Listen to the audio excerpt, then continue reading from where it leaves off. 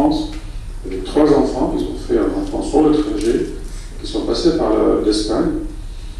Et pas de papier, l'histoire ici assez. Le père, il faisait confiance à personne. Trop de passeurs, trop de changements, assez complexe.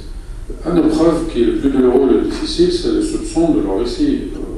Ils ont l'obligation de prouver par documents qui confirment leur récit. Alors, au départ, on part avec rien pour sauver la famille et partir.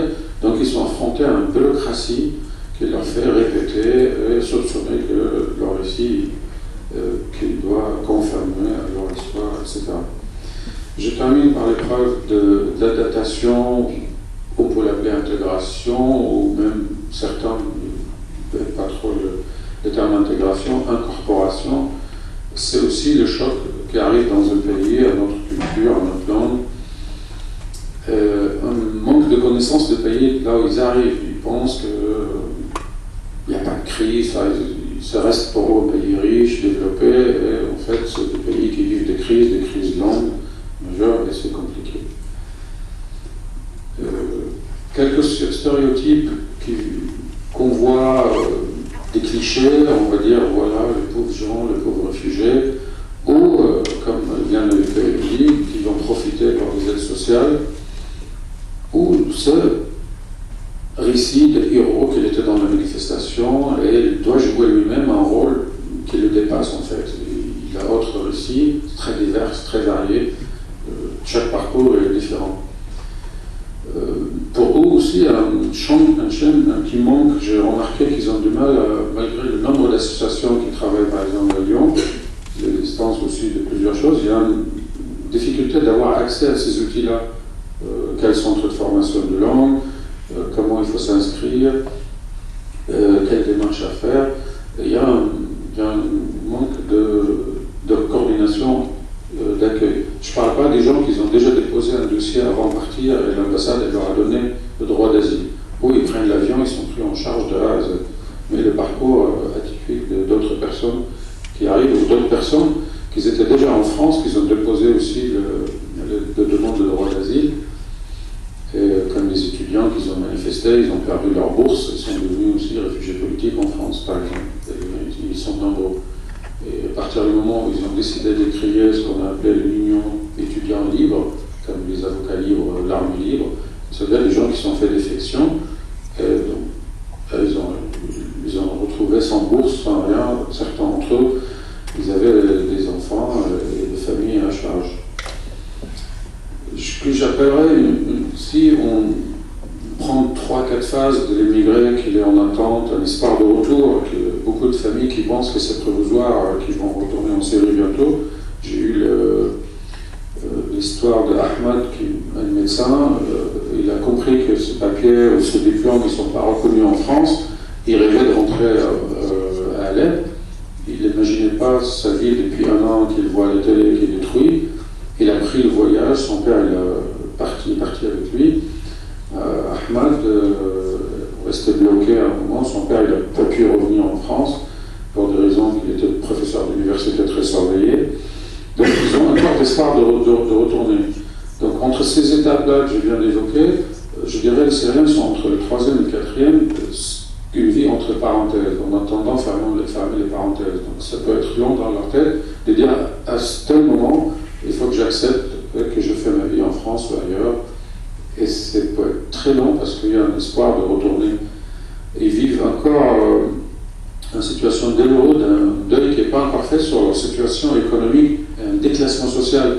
Leïla, elle me raconte qu'elle était pharmacienne à Alep aussi. Il y a eu un braquage de sa pharmacie. Toute la rue a été braquée le même jour par des gens qui n'avaient pas du tout l'agenda de la révolution, c'est juste pour faire de l'argent. Ça s'est répété pour sa pharmacie 2 fois, elle ne se sentait pas du tout en sécurité, elle est partie. Mais elle disait qu'elle aimerait bien devenir pharmacienne en France, mais il a compris que Pôle emploi, il a proposé un stage de pâtisserie à Carrefour parce qu'elle s'est dosée comme pharmacienne. Donc elle n'a pas encore fait le déclic dans sa tête qu'elle ne fera plus du tout le même métier. Est-ce que la France ou d'autres pays qui vont profiter de certaines compétences dans ces stéréotypes qu'on parle, qu'il y a un immigré qui parle plusieurs langues, qui a des diplômes, il faut vraiment créer un environnement de transformation de ces gens-là pour leurs compétences bien quelque chose de positif ou pas du tout comme quelque chose de négatif. Je termine par dire en conclusion, il y a un travail important déjà pour le faire comprendre le fonctionnement du pays d'accueil, que chaque pays est spécifique. L'histoire historique de la France avec l'immigration, avec ces pays anciennes colonies ou autres, qui a donné une spécificité à la France qu'on ne trouve pas au Canada, où c'est un pays d'accueil de toute façon, il y avait déjà des demandes d'asile. Il y a un système d'intégration différent, une autre philosophie. Il faut vraiment leur expliquer beaucoup que les difficultés des pays qui vivent. Il faut leur faire comprendre que c'est déjà une crise dans ce pays-là. Rappeler aussi que, comme je viens d'évoquer au départ, c'était des gens qui avaient une vie, ils étaient obligés de partir, et c'est des hommes, des femmes, ils ont leur histoire, et leur parcours est divers et varié. Le meilleur programme de réinstallation pour répondre à cette question de réinstallation, je pense, c'est trouver une solution politique à la crise en Syrie qui permettra à ces nombreux milliers de millions de Syriens retrouver chez eux et rentrer plutôt dans leur pays et dans leur activité dans le monde. Merci de votre attention.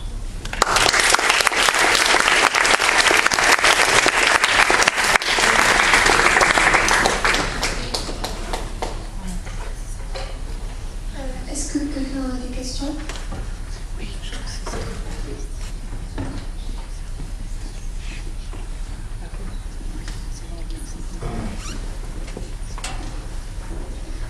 Oui, ça fait référence à... D'abord, effectivement, vous avez bien raison de souligner qu'il faut diminuer les chiffres.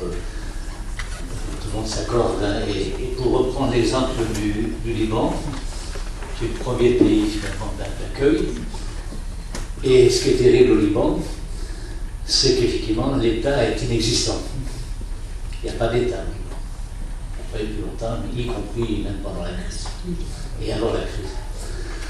Alors, j'en viens à ce que vous évoquiez sur la question politique, parce que ça nous renvoie à l'actualité immédiate, à savoir l'armée syrienne a attaqué la montagne, Kalamoun, a pris des villes importantes, Zaboun, et effectivement, le conflit est en train de s'exporter. Sera-t-il contenu ou pas? J'aimerais que vous en parliez, mais les Libanais sont dans une terreur, sont terriblement angoissés par cette perspective. Qu'en pensez-vous et où en est-on là? D'avoir discuté avec... j'en fais partie des Grémots qui a une antenne qui s'appelle l'EFPO à Beyrouth, où il y avait à Damas, en Jordanie, etc. Donc on a des collègues chercheurs, on a des récits de certaines personnes qui venaient de Liban. Globalement, la classe politique et les Libanais eux-mêmes, ils résistent, ils n'ont pas envie d'emporter le conflit chez eux. Donc il y a quand même, on aurait pu imaginer, il y a une autre guerre civile. Les régimes ont menacé dès le premier jour de faire partir, l'exporter dehors de ses frontières, notamment au premier pays fragile d'ailleurs, c'est le Liban. On sent qu'il y a une résistance qui vient des Libanais, ils ont déjà vécu une guerre civile, ils n'avaient pas envie de la revivre la deuxième fois. Mais certes, les régimes syriens ont des outils au Liban, notamment par Hezbollah, d'autres, alliés à lui, qui peut déstabiliser ces pays pour agiter la même discours le premier jour, soit moi, soit le chaos. Là, soit je vais exporter malheureusement, la trajectoire de la révolution syrienne pour demander la liberté, la dignité et la citoyenneté pour tous les Syriens, qui a duré, je dirais, qualifiée de 3 phases. La première qui a duré la première année, un mouvement pacifique qui demande une citoyenneté pour tout le monde. La deuxième, entre moitié militarisée et le mouvement pacifique a continué d'exister. Cette deuxième phase qui a duré 1 an, c'est la création de l'armée libre.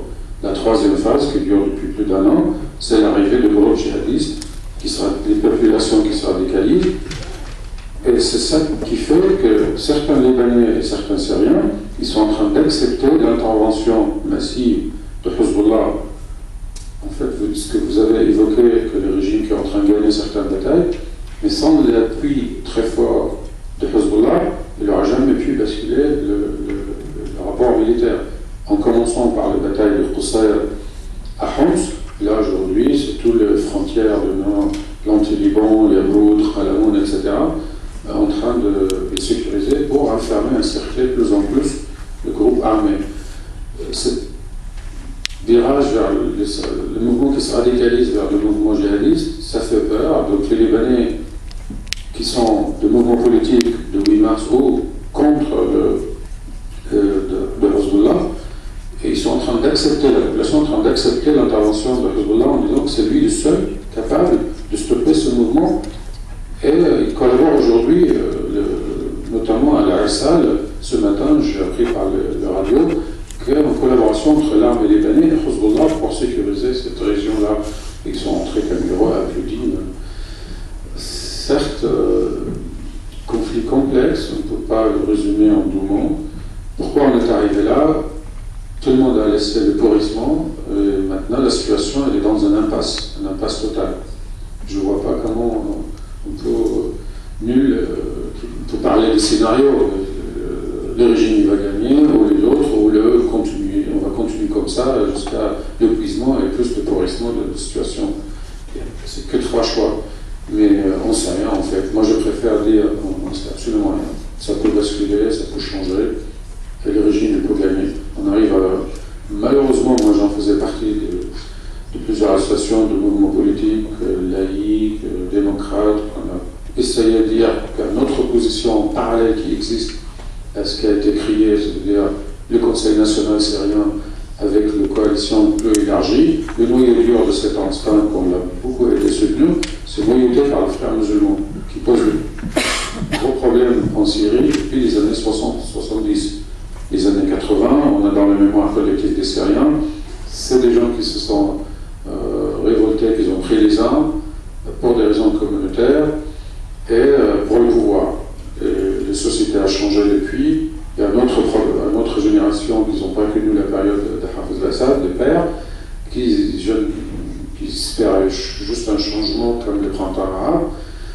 Je n'ai pas compris l'engagement j'ai beaucoup interpellé des Européens, des responsables européens, pourquoi vous avez misé sur ce cheval qui est perdu d'avance. On voit comment c'est en Égypte. C'était pas derrière le mouvement des frères musulmans en Égypte, ni en Tunisie. Pourquoi continuer en fuite vers l'avant, à soutenir un seul opposition, en le vendant comme c'est le seul représentant du peuple syrien, en écrasant complètement le mouvement pacifique. Et aujourd'hui, il y a la société civile syrienne beaucoup de militants qui organisent la résistance, mais de manière très secrète, on n'entend pas parler. C'est vers ces gens-là l'espoir. Ils sortent, hein, tous les amis militants qui étaient à Damas ou ailleurs, ils se retrouvent au Liban, en Jordanie, en Europe. Malheureusement, le pays est vidé par une jeune génération qui étaient compétents, qui avaient un projet politique très clair.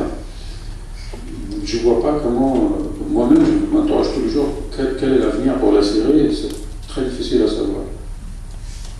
Je ne sais pas si j'avais d'autres questions. Est-ce qu'il y a d'autres questions?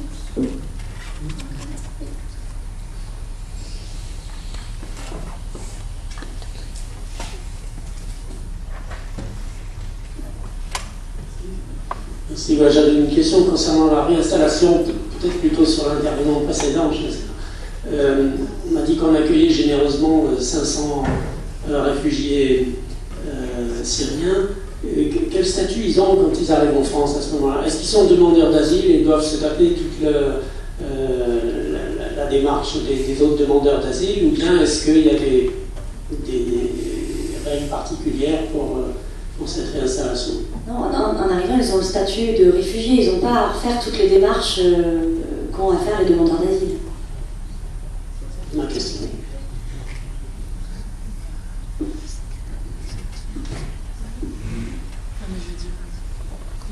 Cette question peut-être. Non, personne. Non, oui, juste comment vous... Enfin, les 500, par exemple, là, c'est... Enfin, comment on va les choisir? C'est les 500 premiers qui arrivent ou... Oui, non, du coup, en fait, c'est des réfugiés et on va les choisir. Donc, c'est l'État français qui, comme je l'expliquais tout à l'heure, là, a des sélections bien particulières.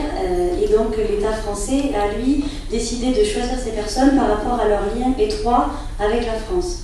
Donc, c'est-à-dire ce qu'ils connaissent déjà la culture française, parce que pour certains, ils peuvent parler français, et toutes ces personnes-là vont pouvoir faire partie des 500. Et justement, la critique un petit peu qu'on fait à Amnesty International, c'est que justement ces critères-là sont pas, finalement, ne permettent pas de donner une protection aux personnes qui en ont le plus besoin, qui sont plus vulnérables. Voilà.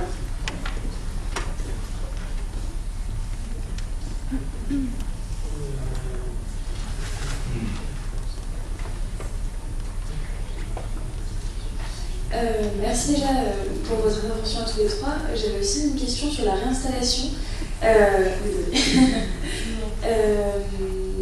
Vous avez parlé du Haut Commissariat aux réfugiés, et justement la décision sur critères, etc. Comment s'organise cette décision? Par quoi ça passe? Comment sont recensés les réfugiés? Est-ce que c'est les préfectures? Est-ce que comment le Conseil a des infos sur ces migrants et comment après ils peuvent décider? Le pays peut dire moi j'essaie d'accueillir ou non on passe à un autre pays, etc. Ah, voilà. Je sais pas si c'est très clair. Oui, en fait je vais essayer de répondre, si je ne vous réponds pas vraiment, vous me reposez la question. Oui, donc toutes les personnes qui sont réfugiées, qui ont besoin d'être réinstallées, donc toutes les personnes qui notamment font partie des camps qu'on a vu tout à l'heure, sont recensées sur les listes du Haut Commissariat des Nations Unies pour les réfugiés. Et ensuite, ils vont prendre, finalement, ils vont faire un dossier par personne et ils vont les classer donc, parmi les 7 catégories que je vous expliquais tout à l'heure. Donc, par exemple, si la personne est particulièrement vulnérable, par exemple, s'il s'agit d'un enfant et qui vient de tel ou tel pays où il y a une situation de crise actuellement, donc il va être classé dans la catégorie numéro 1 ou numéro 2, voilà. Et ensuite, ce dossier-là va être transmis aux États, alors uniquement les États volontaires. Et les États volontaires vont réétudier le dossier en appliquant leurs propres critères de sélection. Et donc dans ce cas-là, soit l'État décide que la personne peut venir en France en tant que réfugié réinstallé, et donc dans ce cas-là, bon, c'est réglé. Si l'État refuse parce qu'il considère que la personne ne rentre pas dans leurs critères sélectifs, alors le Haut Commissariat des Nations Unies va se réemparer du dossier, il va retransmettre le dossier à un autre État volontaire, qui lui-même va étudier le dossier parmi d'autres critères qui ne sont pas forcément les mêmes que l'État précédent, et ainsi de suite, jusqu'à ce que la personne puisse être réinstallée, ce qui n'est pas toujours le cas, si elle n'est pas morte avant, ou voilà. La durée du parcours, c'est 1 an, 2 ans?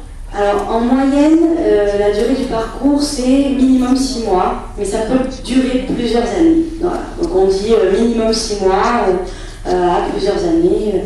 Alors tout dépend, hein, c'est-à-dire que si le premier État qui a le dossier accepte, dans ce cas-là ce sera plus rapide que si forcément le Haut Commissariat est obligé de récupérer le dossier, le renvoyer à d'autres États. Voilà. Donc entre 6 mois et plusieurs années, c'est vraiment très variable. Voilà.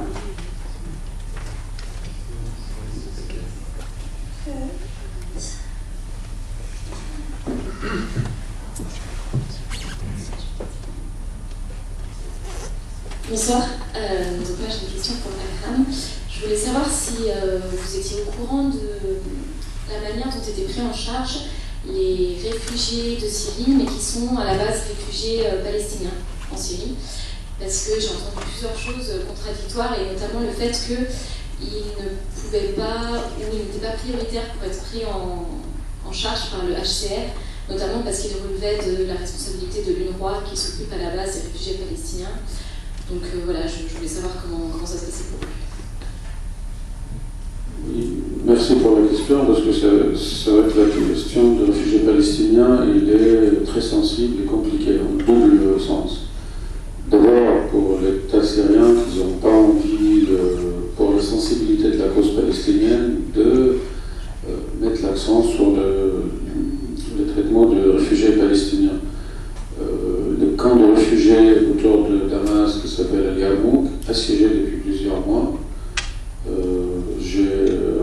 rencontré deux frères, Yasser et son frère.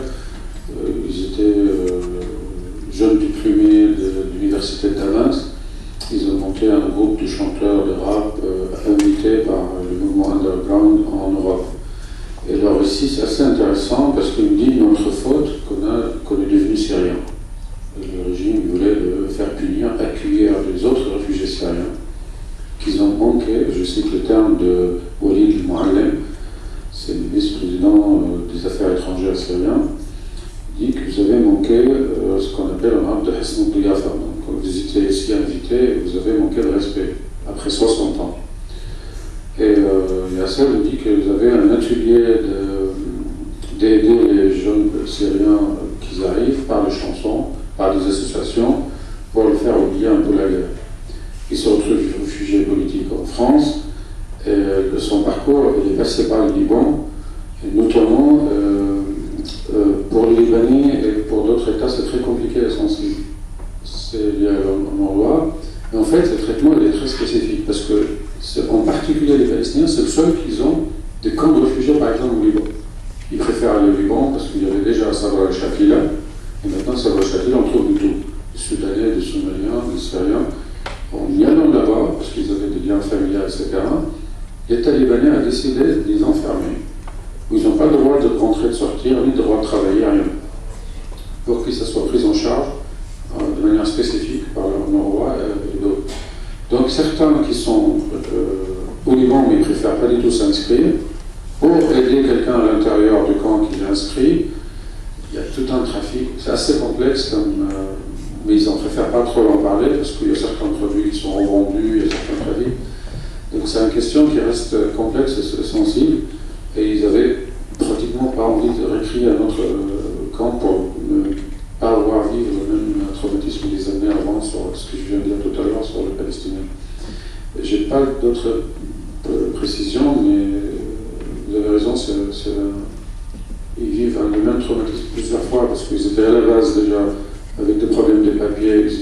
Les cartes d'identité syriennes qui est donnée aux Palestiniens, elle est spécifique. C'est marqué avec un très jeune qui sont palestiniens. Mais ils avaient accès à l'éducation, au concours d'administration, pratiquement comme tous les autres Syriens. Mais c'est spécifique, ils sont pris en charge par le roi. D'autres difficultés, à partir du moment où ils sont aidés, ça crée entre la population locale et les réfugiés palestiniens, ou d'autres, un certain jalousie que si on était réfugié comme vous, parce que ça se trouve à Sabra el-Shafila et des quartiers informels autour de Beyrouth. Donc les autres populations libanaises disent, et nous aussi on a besoin, c'est exactement le même mécanisme de phénomène qu'on a vu quand 1 million d'Irakiens qui sont installés autour de Damas, et certains Syriens pauvres qui vivent dans ces quartiers-là, autour de Yarmouk par exemple. Jaraman a accueilli le double de sa population, c'est un quartier autour de Damas, pratiquement de Druzes et des chrétiens du nord de l'Irak, qui sont installés dans ce quartier-là, et où ils avaient, par l'accès des aides, à une formation, à l'installation, à un soin, et certaines éducations pour leurs enfants, par les écoles. Et certains Syriens, ou certains d'eux, disent, mais nous aussi. Donc ça crée toute cette tension entre les communautés, et c'est complexe. C'est encore une fois qu'il faut trouver une solution politique à la crise. Je pense que c'est la meilleure solution. Je ne sais pas si j'ai donné un peu d'éclairage. Il y a d'autres questions peut-être? C'est bon. À un moment, vous avez parlé de mouvement étudiant libre et de gens du coup, qui avaient perdu leur bourse. Je n'ai pas très bien compris ce qui s'était passé. Peut-être je l'ai évoqué rapidement. On pense souvent que c'est quelque chose suivi. Le mouvement de diaspora syrienne est soit de soutenir le régime, soit de manifester contre. Donc c'est exactement la même chose qui s'est passé à l'intérieur. Il y a eu de l'organisation de manifestations dans toutes les villes en Europe, à Lyon, à Paris, à Berlin, au Canada, partout il y a de la diaspora, rejoignée par tous les Syriens, et parmi eux, ça se trouve des étudiants boursiers. Je connaissais plusieurs, moi j'en faisais pas partie, j'avais pas de bourse. Mais celles qui étaient boursiers, soit ils s'engagent pour la révolution, pour le changement, ils perdaient leur bourse. Donc ils prenaient un risque énorme. Le régime, à partir du moment où ils sont surveillés, filmés, les réseaux sociaux, Facebook, etc., il y a un contrôle par le régime qui s'appelle un armée électronique, c'est-à-dire un contrôle de tout, déclarations, photos, etc. Ils croisent les infos. À partir du moment où ils ont su qu'il y a certains étudiants qui ont manifesté à la place d'Écho, par exemple, soit pris en photo, soit dénoncés, soit eux-mêmes, ils se retrouvent sans bourse. Et certains, ils auront 2 ou 3 enfants à charge, mais ils savaient, ils attendaient le moment. Certains, ça a pris 4-5 mois, ils se retrouvaient sans bourse, certains 1 an, parmi d'autres, très très vite, très rapidement, surtout quand ils étaient dans des spécialités comme sciences politiques, médecins, ingénieurs. Et le régime ne permettait pas du tout, soit vous travaillez pour l'État, donc en plus, ils signent un contrat avant de partir de la Syrie. Ils devraient travailler pour l'État syrien le double de leur temps de formation. S'ils font 5 ans ici, ils devraient travailler pour l'État 10 ans pour rembourser la bourse. Et là, ils se retrouvent tous dans des situations précaires, très complexes. Ils avaient poussé le moment de poser le dossier des réfugiés ici, d'exil, justement, notamment pour régulariser leur problème de papier.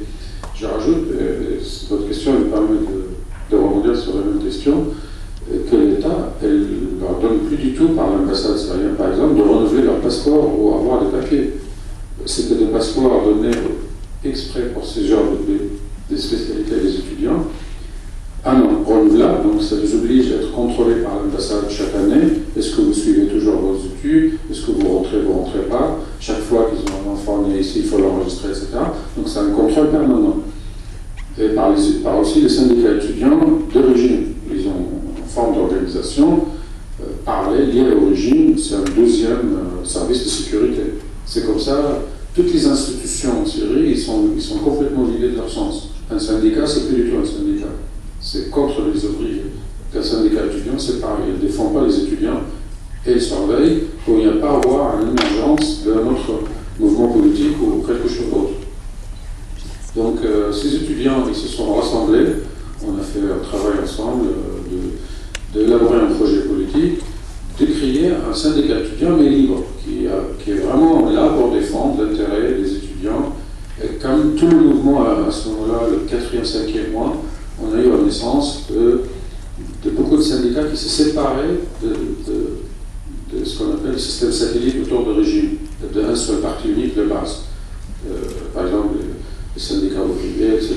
Ils ont commencé à se séparer, à créer quelque chose libre pour défendre leur intérêt. Et ces gens-là qui sont engagés dans la création, ils étaient aussi fortement pénalisés par l'arrêt de leur bourse.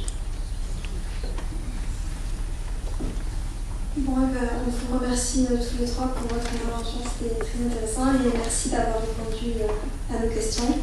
Et merci à tous d'être venus aussi nombreux ce soir. Voilà. J'espère que la conférence